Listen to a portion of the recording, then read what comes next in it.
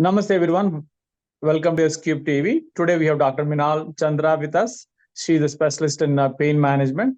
I know the pain we have seen from the young kids to the senior citizens in all aspects. I mean, people who are very active and with the people with the sedentary lifestyle and also in the senior age, we see all these the pain issues. So we can talk and learn more about pain management and different kinds of pains and when to react and when to go to the specialist and take their help. So we will learn more from Dr. Minal Chandra.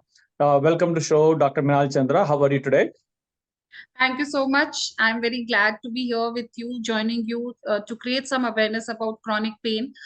So thank you for having this. I'm grateful to you for this. We appreciate it. We're glad to have you.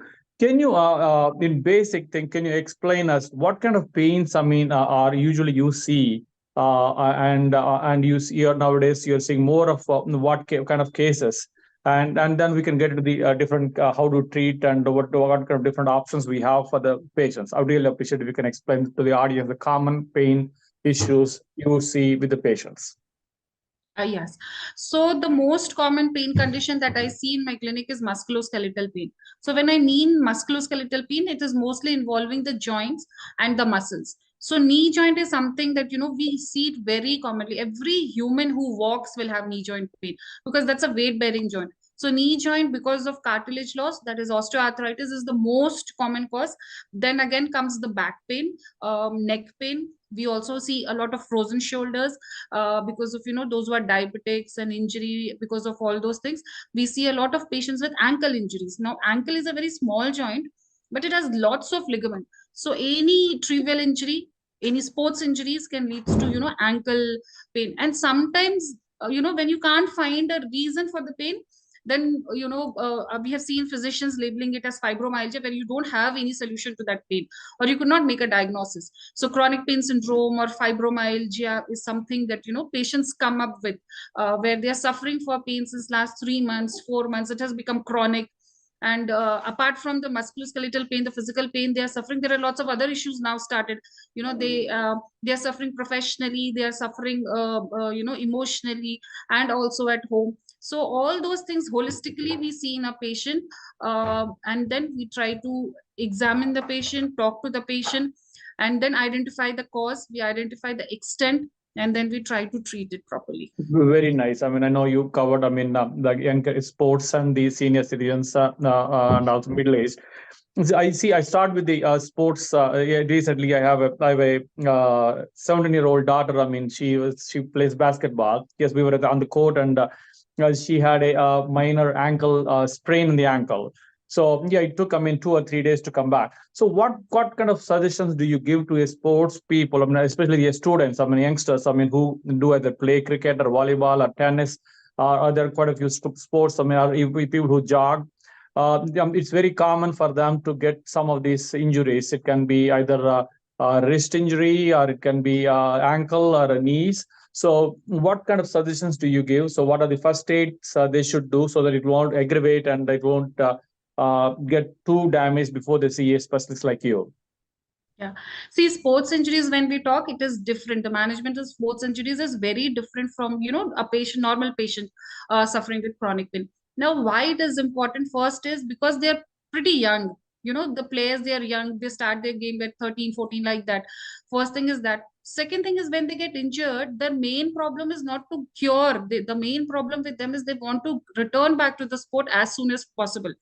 So for them to accepting the injury is really, really very hard. Okay. So we need to understand the mindset. And third thing is when we identify what is the cause, from where the pain is coming, it is general sprain, or it is just strain, or there is actual a muscle tear, or there is some problem with the joint, or there is a fracture, or there is a concussion. So once we understand that, we treat it. And then the most important part that comes is getting back that player into the sports. So coming back to the sports is very, very important. So we need to evaluate all these aspects. So we need to talk to the player, we need to understand what they are looking for. When you tell, like as a physician, as a sports physician, when a patients come to me, when an athlete come to me, and I tell, see, this is the problem, the scan finding shows like this, I think you need a bed rest of like a month, and then you see the reaction. The athletes are not ready to accept it. And moreover, if the athletes, they themselves want to accept, the parents are not ready to accept. So this is the very common thing that I have seen in an athlete, where accepting the injury is very difficult for them. So when I treat a sports injury, my whole aim is to understand and make the athlete and the parents understand that this is the damage. So if you want your kid to play the next season, just give them time to heal and understand, and help your kids to understand and accept the injury. Not necessarily all injury will require surgery or intervention. Sometimes just a rest can also help. So first thing is, we need to educate the athletes, especially, to do warm up, to learn good techniques before they start with the game. Because most of the time it is because they don't do proper warm ups, or they don't do good techniques. So like, while playing the shuttle, smashing and all those things, so they should have a good technique, so that the injury prevention is being taken care of. So these are some aspects which are different from regular chronic pain and sports injuries. Very nice. I know. I agree. I see your point. I mean, the athletes, it's very hard for them to accept and stay back from the game. I mean, because it's a very competitive world. I mean, they would like to burn their energy, and that they would like to compete and those kind of things. It will be challenging, especially the age factor. They're all very young, and they think that they're missing out a lot of things. But yeah, as you said rightly, it's if you just take a couple of steps back, and you should be able to play better in the next game or next season. What you said rightly. Thank you very much for the inputs. Hopefully, kids will understand and parents will understand and then follow it. So coming back to the sedentary lifestyle, like especially nowadays, most of the people are working in front of the desk or a laptop or a this thing, and they get into multiple issues. So especially fingers, or it can be shoulders or neck especially. So what kind of cases do you see from that lifestyle, and what kind of precautions are steps they should take, and what kind of treatment they have if it becomes more chronic? Yeah. See, first thing is, whenever a patient comes to us with, like, those who are into desk jobs, especially the software people, we know they have continuous hours of sitting and continuous hour of using their laptop or desktop.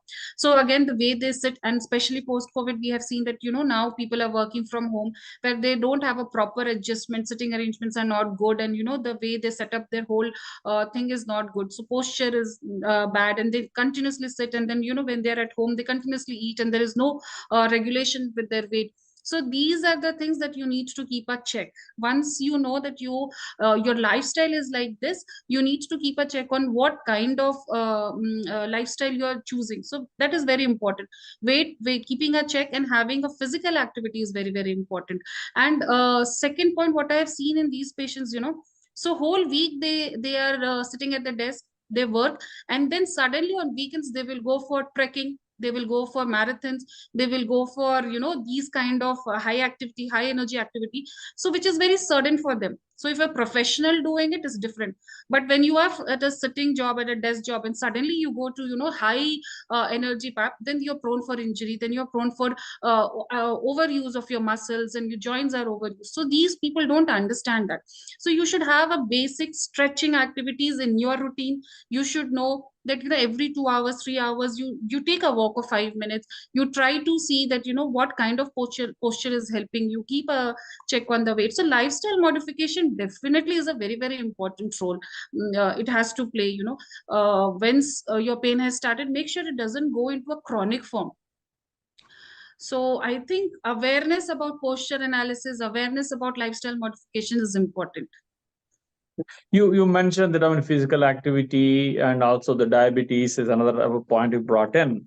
I see that, I mean, especially when it comes to the middle age. I mean, see, when I mean, 20 years or 30 years back, I mean, I can jump, or I can do whatever I want. I mean, I'm still able to recoup and get back to my normal life. But today, yes, if I try to attempt at least some of them, it will be challenging for the middle-aged people, and especially the people with the diabetes. I see that, I mean, especially when they go to the gym or any act sports, easily they are very vulnerable or susceptible for these kind of injuries.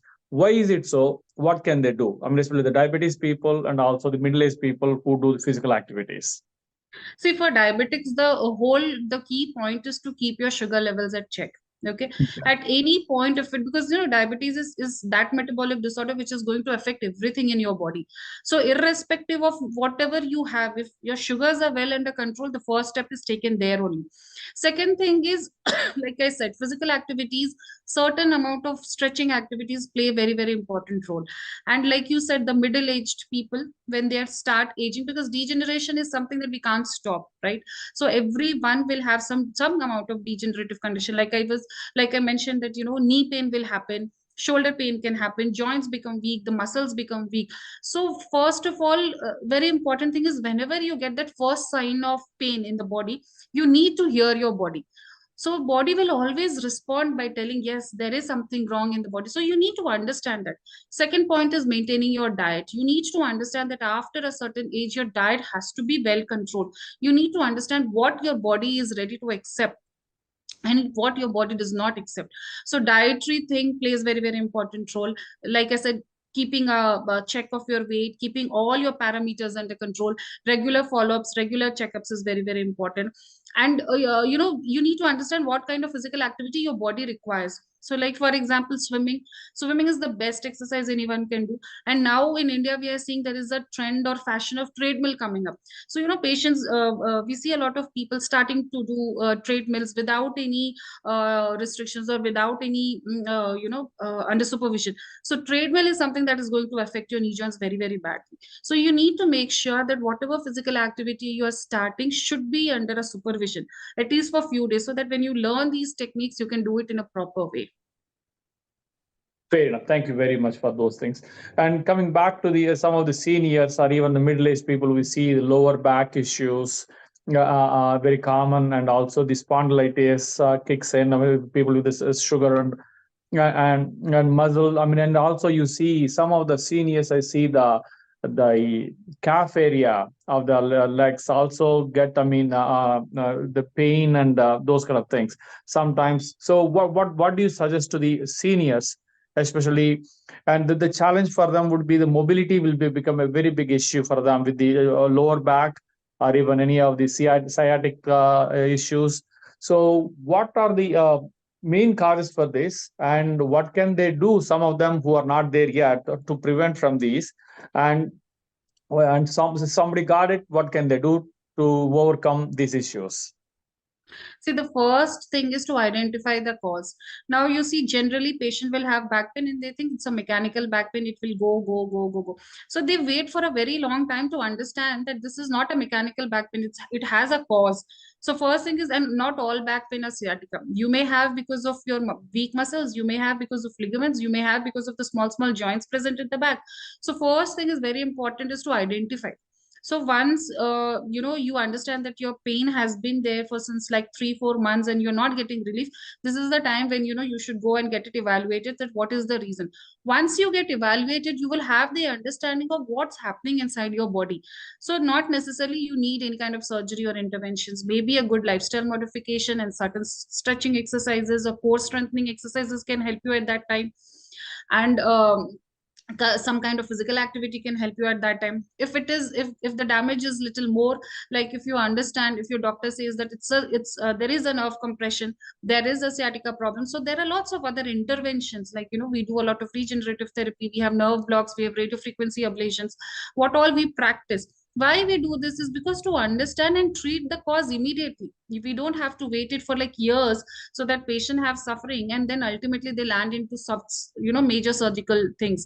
So early intervention, early understanding of your pain is very, very important. And like you were saying, a lot of patients coming with calf pain. So calf pain, the first most common reason for calf pain is knee osteoarthritis. So initially what happened, when the cartilage start degenerating, the first symptom will be calf pain. The patients will have difficulty you getting up from sitting position. So these are the symptoms. So you have to keep yourself educated about the pain you're having, so that you can take the next step further. So calf pain has to be evaluated, whether it's a knee pain, or in smokers and all, we can have some kind of vascular pain where there is obstruction in the blood flow. So you need to understand what it is. Identifying your pain is the most important thing. So make sure that if your pain is beyond 3 months, beyond 4 months, then you get it evaluated with your physician. So you mean to say if it is continuous 3 months, then you need to come to the doctor. But if it is Yes. on and off, so what is the case with the on and off? Yeah. Some people See, do on get and on and off. Yeah. Yeah. yeah. See, on and off, then you will have to identify your triggering factor.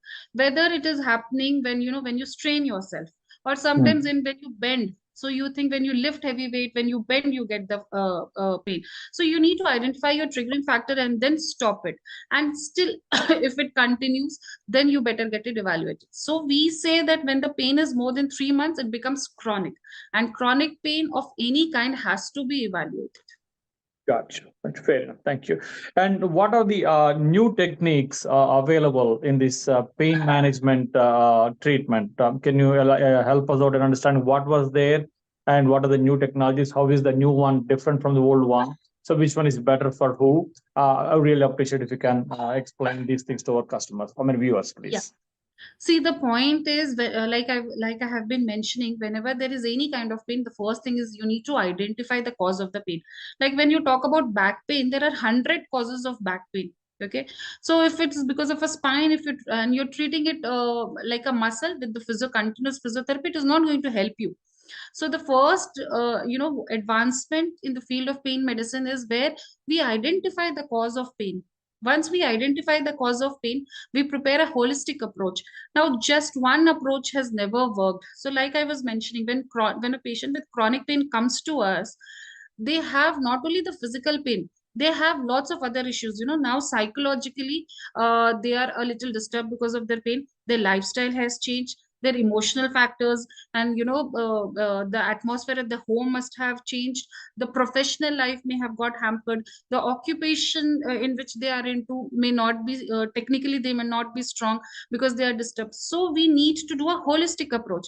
So in pain medicine, now we have this concept of multidisciplinary pain management center, where it's not only the pain physician, we have a rehab specialist, we have occupational therapist, and if required, we have a psychologist, we have a social worker working with us, so that we address each and every aspect of the pain of the patient and also the attender. It's most we have seen a couple of times where the attenders also suffer. So we need to see that everything is being taken care of. We see a lot of patients coming with migraine. They have been suffering, young patients, young males, and they have left the job. So now the one who is the breadwinner of the house have left the job. The whole family is shattered. So if we don't address everything, it is very, very difficult to get good results. So holistic pain management, multidisciplinary, is something that we have come up with. Then we have different techniques. Like earlier there was people used to give steroid injections and then do epidural injections and nerve root blocks. But now we have better techniques. We have MIPSI procedure, we have epiduroplasty, we have radio frequency ablations, we have platelet rich plasma therapies. So a lot of treatment have come up depending upon what kind of treatment is required, depending upon what is the extent of damage, what is the lifestyle of the patient, and what will suit the patient. So one treatment is not going to suit all of the patients, right? Even if we see patient with osteoarthritis, the patient, if we take 100 patients of osteoarthritis, all 100 will have different symptoms. So if I apply the same treatment on everyone, it's not going to work, because their body weight is different, because their lifestyle is different, and the dietary habits are different. So I need to customize protocol for all the patients.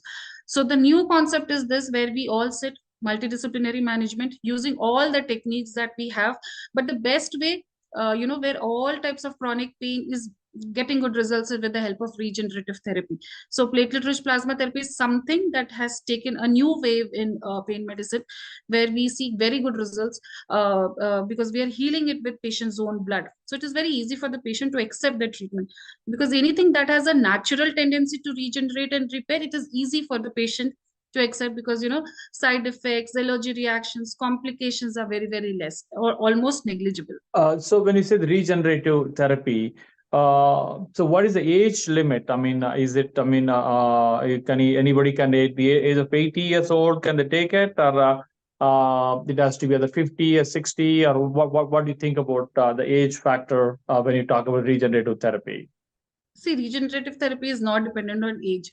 Now, why? Because every patient, whether it is a young sports athlete of 10 years or whether it is a 99-year-old patient, every patient will have growth factors. That is why they are alive, right?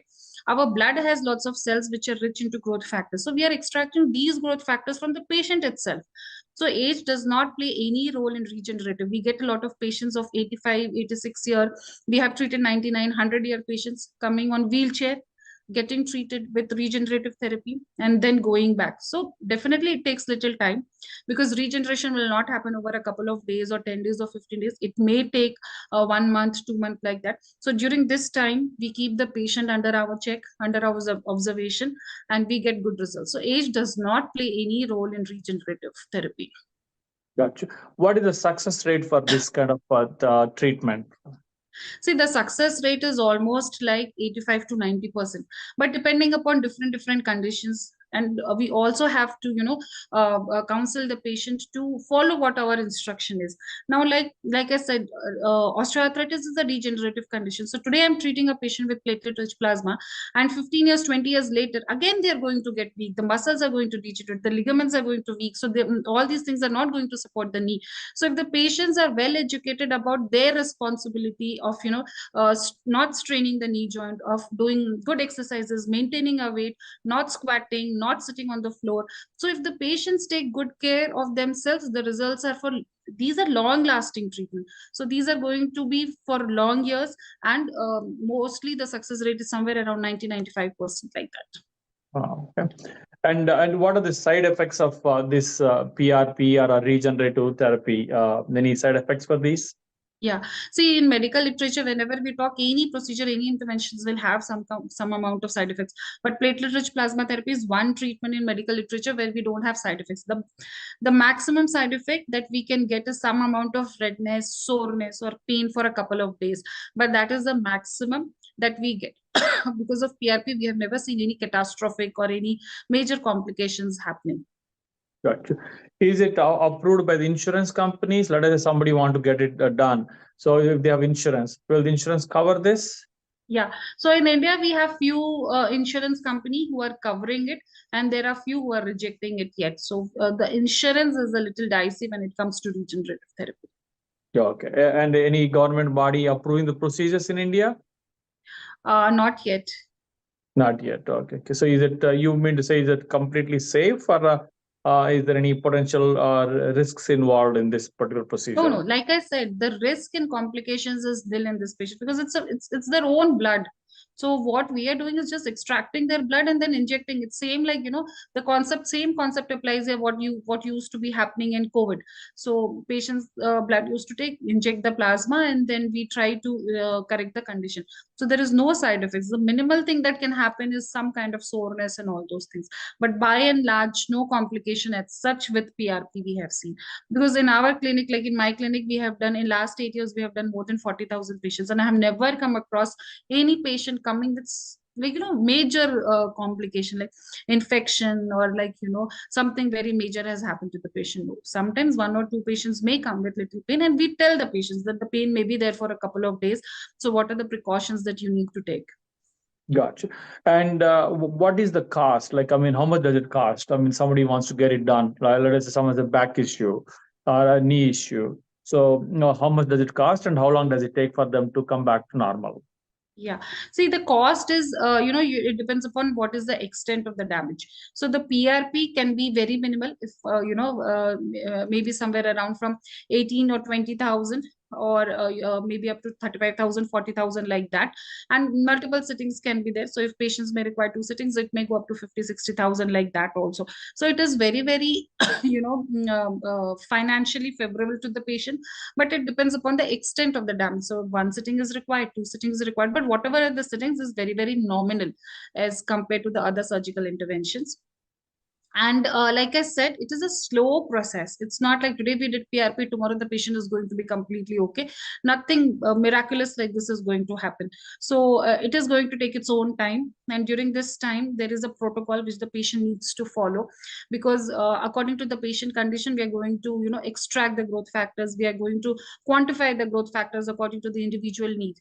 So they have a protocol. The patient needs to follow the protocol for like, 2 months, 3 months. So we have seen in major joints like, a knee joint, hip joint, it takes usually 3 months for the patients to come back to normal. But if it is a small joint, like, wrist or ankle, or sometimes in shoulders, we see the recovery is little faster. And some people who have osteoporosis, they get some issues, especially the lower back and those things with the osteoporosis. Is there any treatment for those people with the osteoporosis, or is it these two are totally different?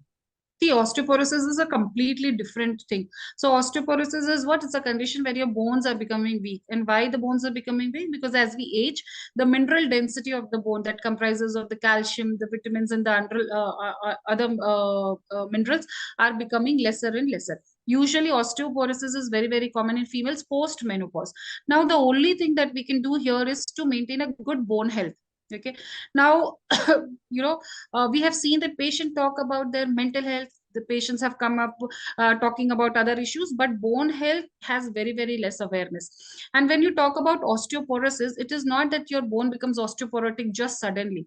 And it is not that, now your bone has become osteoporotic, let me take some supplements like calcium and vitamin D, and I'm going to be completely okay. No, that is not going to happen. So now we need to create awareness about taking care of your bone at the age where you are, you're starting your menarche. Like as a mother, you need to give a good diet, a good physical activity to the daughter, so that the bone health remains very healthy. So it is prevention. Like as we say, prevention is better than cure. So preventing your osteoporosis is very, very important, which starts very early in the age. Like when we are approaching menarche, the mothers at home should be educated to how to take care, what kind of dietary food I need to give to my daughter, and what kind of physical activity my daughter should have, what are the hormonal changes, if there are any other hormonal changes, if there are signs of irregular menstrual, or there are signs of abdominal cramps, we need to get it evaluated. Because if not today, maybe after 10 years, or maybe when the kid is aging, they may have all those things.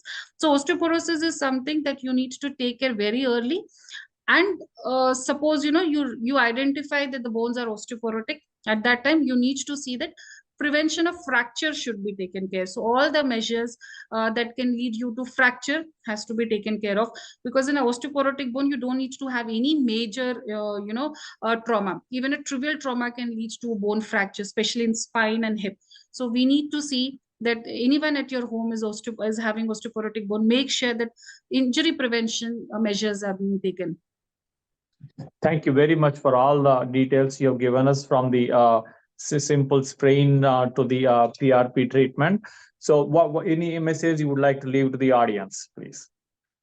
See, the like I was talking about bone health campaign, which is happening for the first time in India, where we are educating everyone about how to take care of your bone health. And like you brought this topic of osteoporosis, and I take this opportunity to come to the audience and tell that it is not at the age of 40 or 50 that you should identify that my bones are becoming osteoporotic.